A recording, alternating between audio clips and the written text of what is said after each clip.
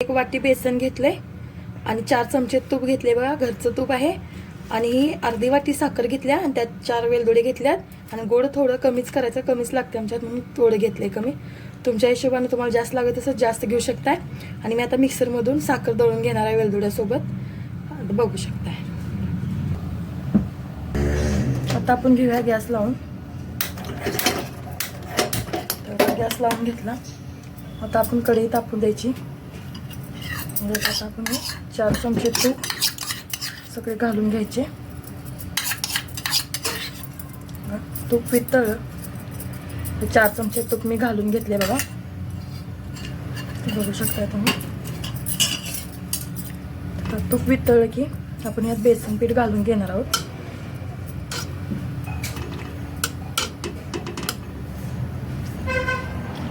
तूप वितळायला लागले बघा. आपण ह्याच्यात आता बेसन पीठ घालून घ्यायचं.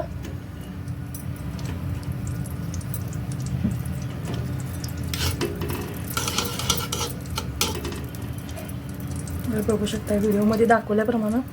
आता बघा मी ह्यात बेसन पीठ घालून घेणार आहे बघा. तर बघा मी ह्यात बेसन पीठ घालून घेतले.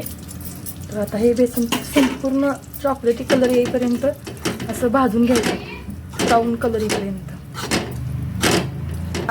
मंडळी आपलं आता निम्म्यापत्र भाजून झालंय बघा. हे असं अजून भरपूर असा कलर चॉकलेटी यायला पाहिजे असं भाजून घ्यायचं. आणि थोडा नंतर भाजून थोडं झालं की आणि पाण्याचा हक्काचा मारत भाजून घ्यायचं, म्हणजे चव छान येते. आपलं आता तर बघा आपलं इथं आता बेसन पीठ भाजून झाले आणि ते तूप पण सोडायला लागले बघा. तर आता झाले आपलं बेसन पीठ भाजून. तर आता एका ताटात काढून घ्यायचं आणि हे मिश्रण थंड होऊन द्यायचं आणि मग त्याचे छोटे छोटे लाडू वळायचे.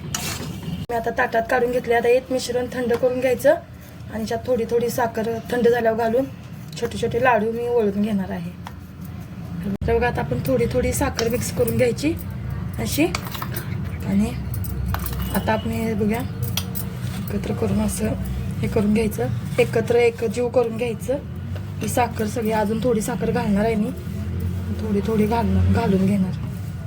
तर बघा असं एकजीव करून घ्यायचं संपूर्ण असं. आता बघा थोडी साखर राहिलेली ती पण मी अशी घालून घेणार बघा, घालून घेतले.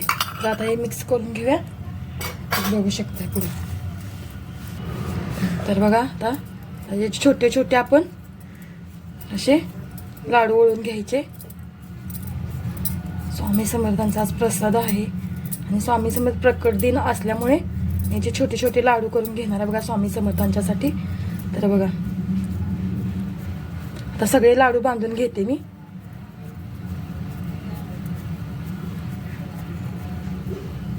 सगळे लाडू झाले बघा आणि छोटे छोटे केल्यात पेड्यासारखे दिसायलात बघा लाडू.